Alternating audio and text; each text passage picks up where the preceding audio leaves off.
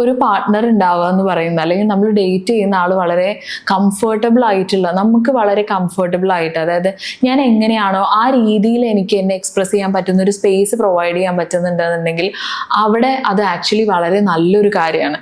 പക്ഷേ ഞാനിപ്പോൾ എനിക്ക് എന്നെ എങ്ങനെയാണോ അതേപോലെ എക്സ്പ്രസ് ചെയ്യാൻ പറ്റുന്നില്ല, ഈ ഒരു ഡേറ്റിംഗ് കാരണം മാത്രം എനിക്ക് ഇഷ്യൂസ് ഉണ്ടാവുന്നുണ്ട് എന്നൊക്കെ പറയുമ്പോൾ ചിലപ്പോൾ അതൊരു പ്രശ്നമാവാനുള്ള സാധ്യതയുണ്ട്. അപ്പം ഒരാളൊരു ഡേറ്റിന് പോവാന്ന് വിചാരിച്ചിട്ട് നമ്മൾ അവരെ ജഡ്ജ് ചെയ്യേണ്ട ആവശ്യമൊന്നുമില്ല.